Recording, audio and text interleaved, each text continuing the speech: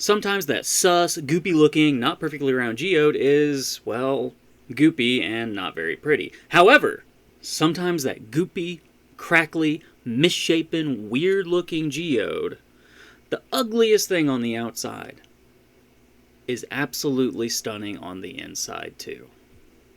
You can't beat them. Anyway, new geodes on the website, and all proceeds go to the Rock Mummy Fund. Don't ask questions. I'll see you in the next video. Peace.